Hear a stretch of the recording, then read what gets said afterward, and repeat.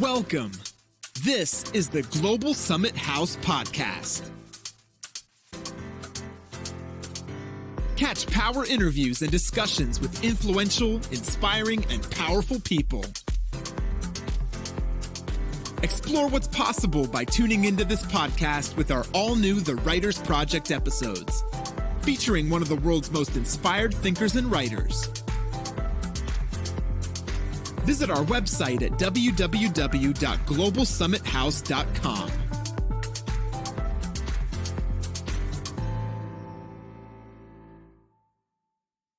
Hello, everyone. Welcome back to another great episode and great show for you guys. I have a wonderful author that I got a chance to talk to on the other side. He sounds very enthusiastic about, the wonderful work that he has created, and a wonderful gentleman, by the way. I have the author Joe with us. He's going to tell you his first and last name so that you can understand it clearly and get to know him more intimately, as well as knowing the title of his book, his brand new book that's out and available in all book channels for you to purchase. So how's it going today, Joe? Oh, great. Thanks. Thanks for asking. Outstanding. Joe, why don't you tell us just your first and last name and also tell us the name of your book title? Okay, my name is Joseph Cacciotti, Cacciotti. The name of my book is Hurricane Mashes Idaho. And it takes place in the state of Idaho.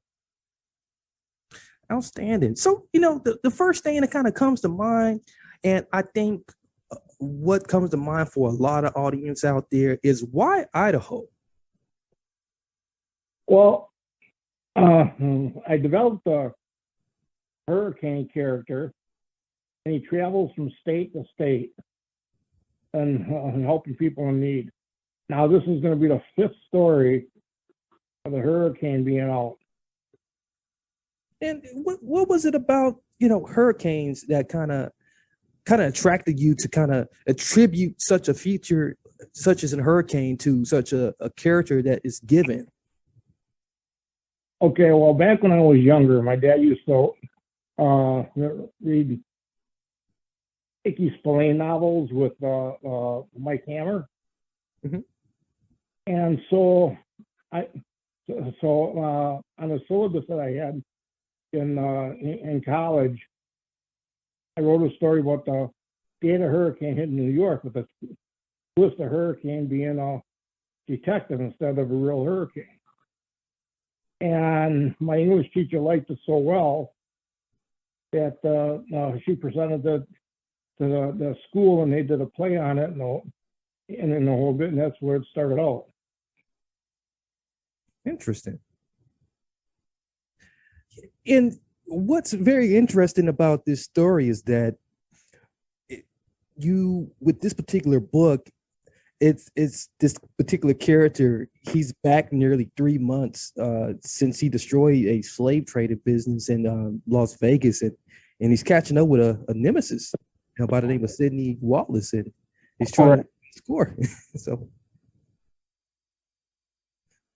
Well, he started off in New York. That's where he got his nickname, Hurricane. Mm-hmm. And so I was at Hurricane Coors, Coors, the Big Apple, Hurricane Rocks, Wisconsin, at Hurricane Strips, Las Vegas, and now he's mashing Idaho. Interesting. So it seems and it appears that in the state of where we are right now and culture, especially when we think about heroes and the attraction to the hero storyline, it seems like this is very relevant to right now. And how would your book kind of fit into what's being played out in the big screen with Marvel and things like that? How do you think your book fits in that particular category? Well, I think if anybody picks up and runs it, I think it would do good. But that's my opinion since I'm the writer. But I've had other people inclined to tell me, "Oh yeah, how good of a either a TV series, show us to make or a movie itself. I like it. I really like it. I think it's very attractive. I think it's very, very cool for the kids too. And it really seems like there's a message behind it. Maybe help us out a bit with that. Maybe share what, maybe what the end message is that you're trying to put out there for everyone to kind of grasp to. Okay, what this story is about, his sister Sarah married his good friend Charlie Watts. Actually, Hurricane is a ex-Green Beret. Mm-hmm. So, and he was born. His mother was a Shoshone. His father was Italian. So he was raised on a reservation for the first 6 years of his life, taught how to track and hunt and a whole bit. Then he went into the service, where he spent 6 years as a Green Beret, and they taught him how to fight and kill. So he puts the combination of what he's learned together, and that's what his trade is, in finding people.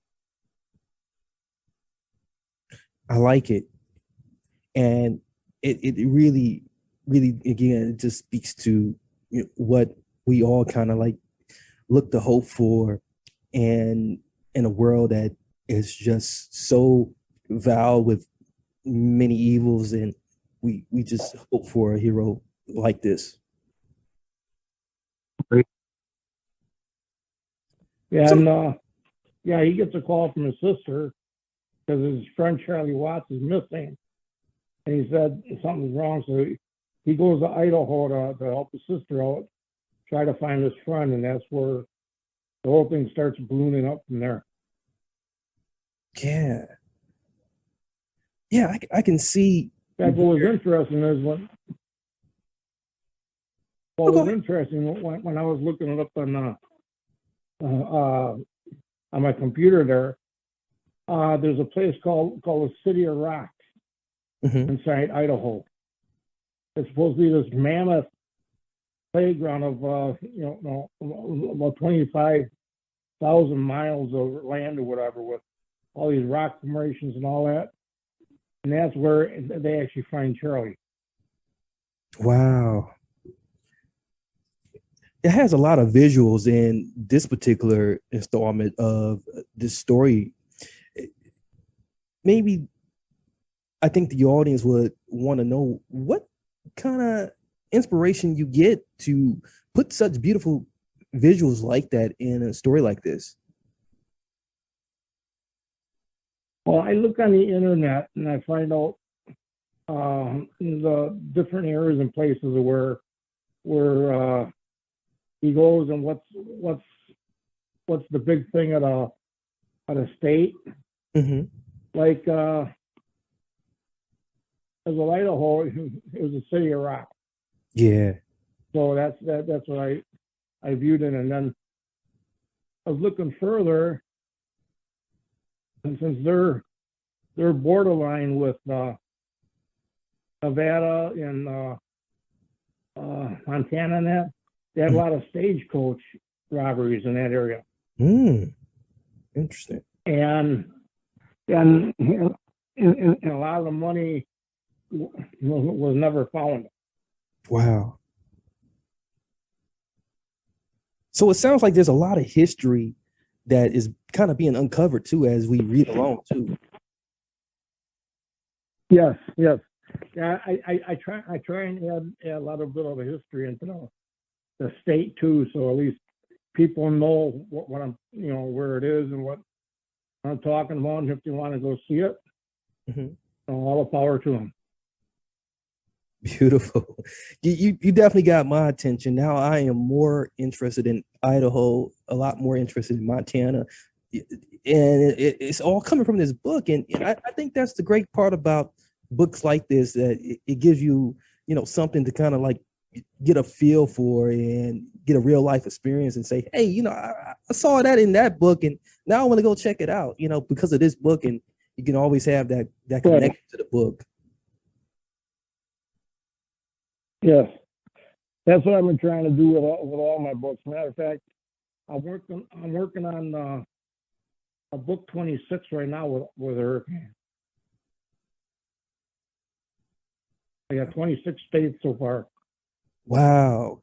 It's outstanding. America is beautiful, and I think you doing a great job of painting it in just this great light. Joe, who would you say that these books are for? Is there a particular type of person that you got in mind when you write your books and you put them out there and publish them? Well, I don't put nothing risque in the book or anything, or no false, big vulgar words or whatever, because I want the kids from at least 14 or 15 to be able to read them. Mm-hmm. And maybe I can put some influence in their lives as far as how to treat people and all that, because a lot of respect has gone out the window these days. Oh yeah, definitely. So I was kind of hoping to recreate that through these books.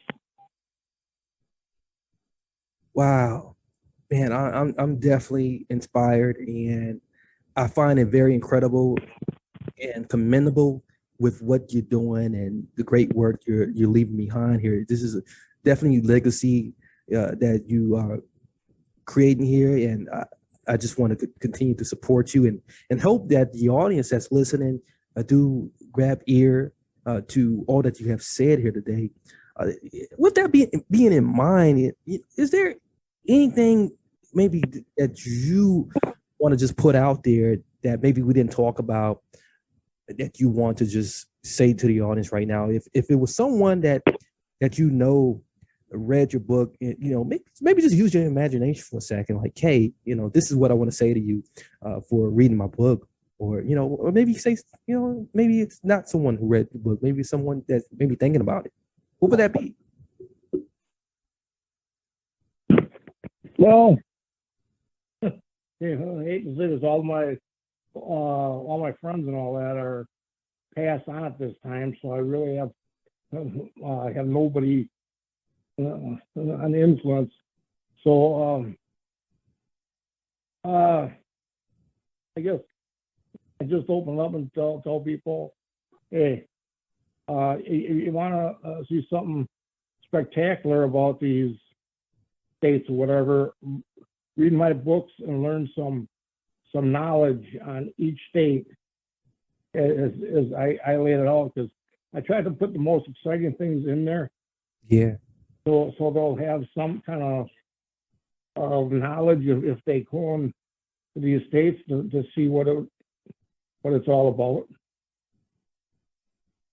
Well, that's absolutely beautiful, Joe, and I can't stress enough how appreciative I am to be able to talk to you today and get to know you and get to know what the book has in store for people who will come across it and get to read it. And for those who do read it, I do hope that they do share it with more and more people out there. And once again, ladies and gentlemen, you can find the book, Hurricane Mashes Idaho, Barnes & Noble, Amazon, and many other places that is selling books that is like Hurricane Mashes Idaho.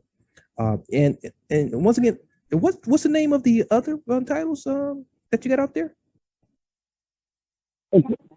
Okay, the first book is Hurricane Quarters Bay Apple, which is New York, mm-hmm. and Hurricane Rocks, Wisconsin, which is obvious, and Hurricane Strips Las Vegas is out there too. Nice. And I believe you had a couple other titles out there too. You got Unlimited Existence. That's you as well, right? Yes. That's my science fiction book. I kind of wish it was a little bigger than what it came out to, but it is what it is. Yeah, and then there's also a children's book on growing up together with Buddy. Yeah, growing up with Buddy, my best friend Buddy. Nice. And Well, I have 2 poetry books out too. great. There's a I lot. write poetry too, and Yeah. I have a nonfiction book out there too called